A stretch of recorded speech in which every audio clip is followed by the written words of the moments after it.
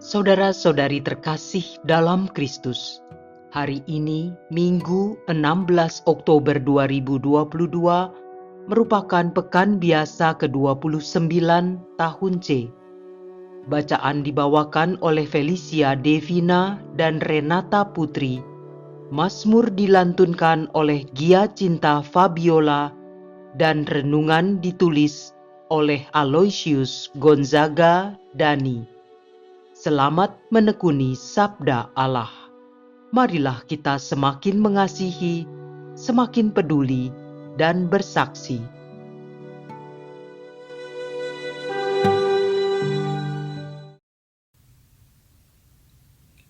Dalam nama Bapa dan Putra dan Roh Kudus. Amin. Allah Bapa yang Maha Kasih, terima kasih untuk hari baru yang sudah Kau beri bagi kami. Terangi hati kami agar kami dapat menangkap terang kasih-Mu yang kami jadikan pelita dalam setiap langkah kami di dunia ini. Kami mohon untuk dapat mengabulkan permohonan kami, sebab Engkaulah Tuhan dan pengantara kami. Amin. Bacaan dari Kitab Keluaran, bab 17, ayat 8 sampai 13. Sekali peristiwa, datanglah orang Amalek dan berperang melawan orang Israel di Rafidim. Musa berkata kepada Yosua, "Pilihlah orang-orang bagi kita, lalu keluarlah berperang melawan orang Amalek. Aku sendiri besok akan berdiri di puncak bukit itu dengan memegang tongkat Allah di tanganku." Lalu Yosua melakukan seperti yang dikatakan Musa kepadanya dan berperang melawan orang Amalek. Sedangkan Musa, Harun dan Hur naik ke puncak bukit. Dan terjadilah hal berikut ini. Apabila Musa mengangkat tangannya, lebih kuatlah pasukan Israel.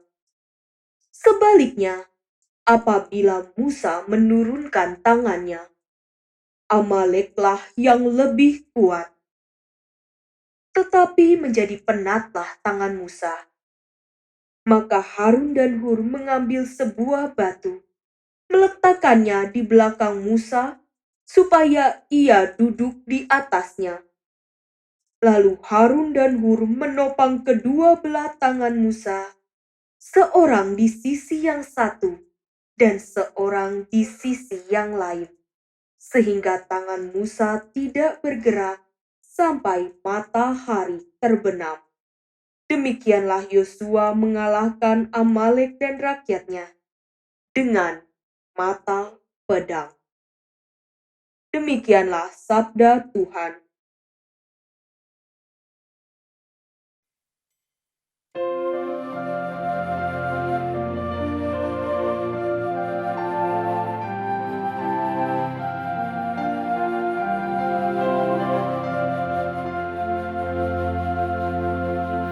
Pertolongan kita ialah dari Tuhan yang menjadikan langit dan bumi.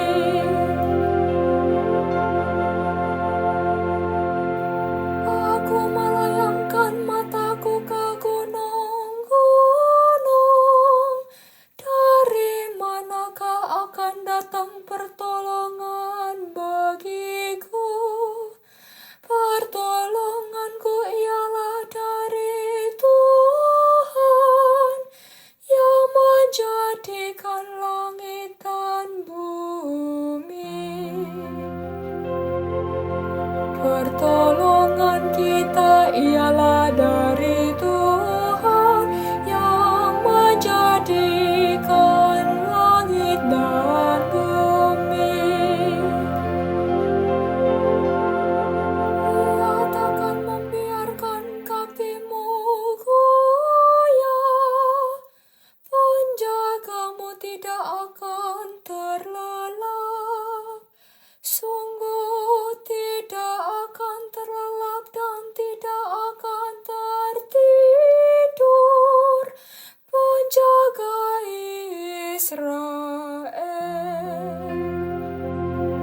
Pertolongan kita ialah dari Tuhan yang menjadikan langit dan bumi.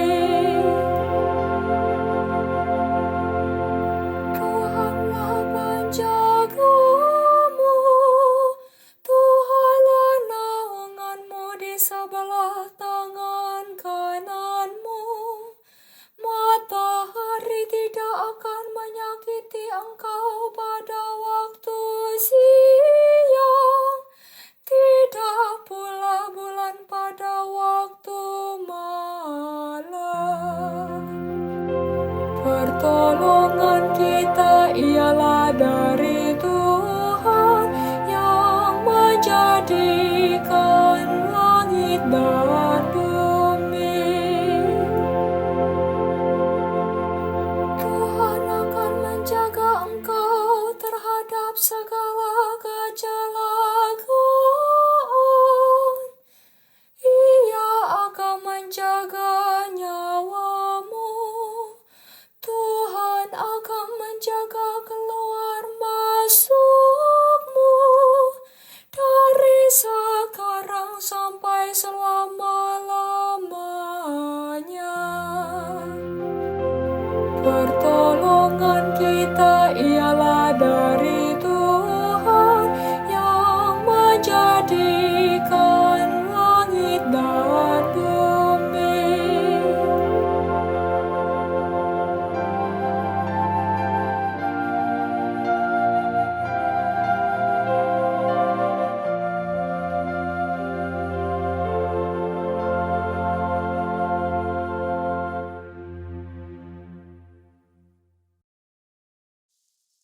Bacaan dari surat kedua Rasul Paulus kepada Timotius, bab 3 ayat 14 sampai bab 4 ayat 2.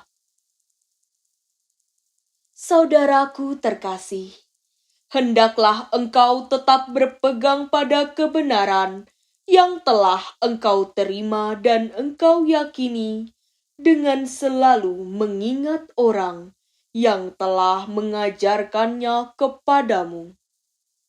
Ingatlah juga bahwa dari kecil engkau sudah mengenal kitab suci yang dapat memberi hikmat kepadamu dan menuntun engkau kepada keselamatan oleh iman akan Kristus Yesus.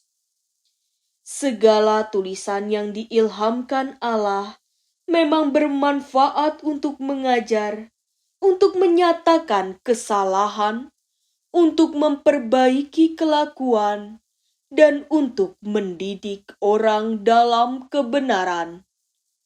Dengan demikian, orang-orang kepunyaan Allah diperlengkapi untuk setiap perbuatan baik. Di hadapan Allah dan di hadapan Kristus Yesus yang akan menghakimi orang yang hidup dan yang mati, aku berpesan dengan sungguh-sungguh kepadamu, demi pernyataannya dan demi kerajaannya. Wartakanlah sabda Allah. Siap sedialah selalu, baik atau tidak waktunya. Nyatakanlah apa yang salah, tegur dan nasihatilah dengan segala kesabaran dan pengajaran. Demikianlah sabda Tuhan.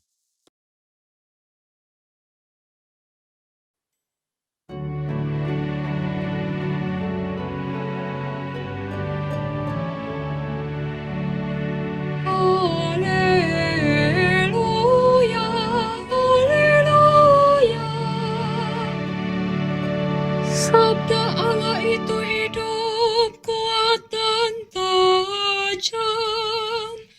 Ia sanggup membedakan pertimbangan dan pikiran hati kita. Haleluya, haleluya.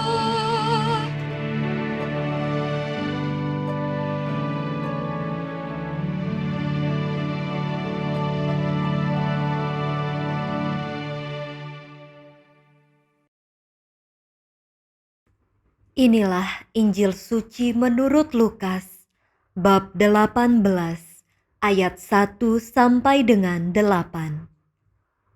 Sekali peristiwa, Yesus menyampaikan suatu perumpamaan kepada murid-muridnya untuk menegaskan bahwa mereka harus selalu berdoa tanpa jemu. Ia berkata, "Di sebuah kota, ada seorang hakim yang tidak takut akan Allah dan tidak menghormati siapapun. Di kota itu ada seorang janda yang selalu datang kepada hakim itu dan berkata, 'Belalah hakku terhadap lawanku.' Beberapa waktu lamanya hakim itu menolak. Tetapi kemudian ia berkata dalam hatinya, 'Walaupun aku tidak takut akan Allah dan tidak menghormati siapapun, namun karena janda ini menyusahkan aku, baiklah aku membenarkan dia, supaya ia jangan terus-menerus datang dan akhirnya menyerang aku.'" Tuhan berkata, "Perhatikanlah apa yang dikatakan hakim yang tidak adil itu. Tidakkah Allah akan membenarkan orang-orang pilihannya yang siang malam berseru kepadanya? Apakah ia mengulur-ulur waktu sebelum menolong mereka? Aku berkata kepadamu, ia akan segera membenarkan mereka. Akan tetapi, jika Putra Manusia itu datang, apakah ia akan mendapati iman di bumi?" Demikianlah sabda Tuhan.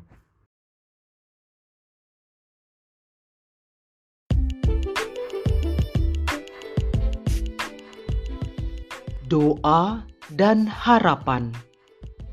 Renungan dibawakan oleh Aloysius Gonzaga Dani.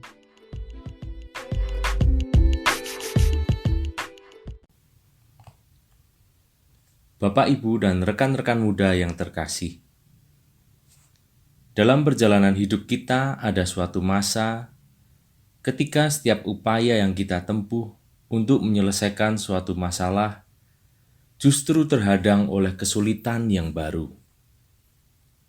Mungkin pada malam hari kita bersyukur karena masalah kita sudah tertangani. Tetapi ketika bangun di pagi hari, kita menemukan ada hal lain yang tidak beres. Dan ternyata masalah itu masih ada. Dalam situasi seperti itu, seringkali kita bertanya, di mana Allah dalam hidup saya? Apakah Allah sungguh turut serta dalam masalahku dan kehidupanku? Banyak dari kita lupa bahwa ada skenario besar di balik berjalannya sebuah kehidupan. Entah itu yang kita tafsirkan baik maupun kita tafsirkan buruk. Seringkali kita menyangkal bahwa ada kekuatan Allah yang merancang semua peristiwa ini bisa terjadi.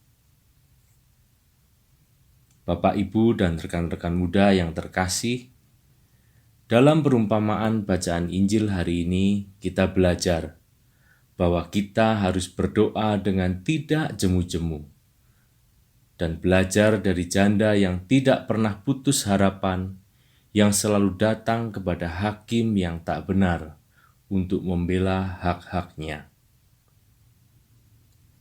Harapan kepada Allah adalah pondasi kita untuk tetap teguh memegang iman kita kepada Allah.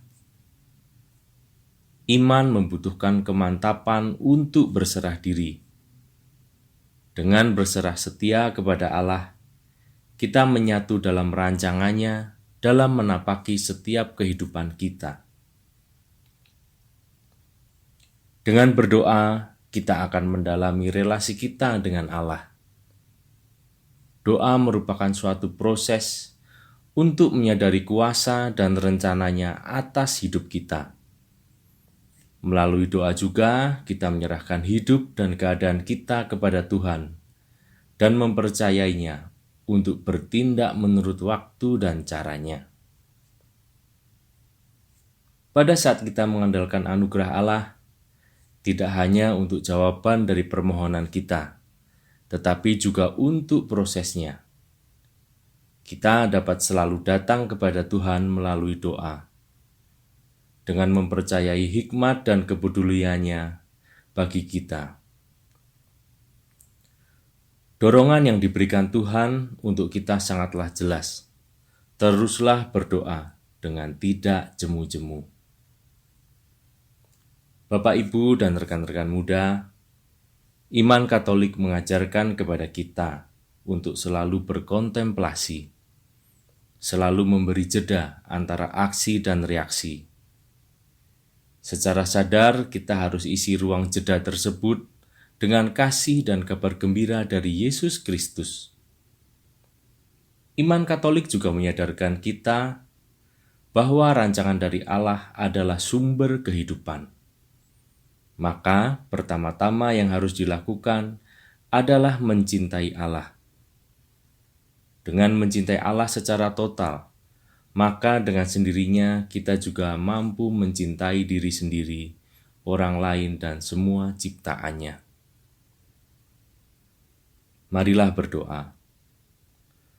Allah Bapa Maha Kasih, terangi hati dan budi kami, agar kami tetap hidup di jalan-Mu dan senantiasa percaya akan Allah yang adalah Tuhan Yesus sendiri, sumber hidup dan kebenaran. Dalam nama Bapa dan Putra dan Roh Kudus. Amin.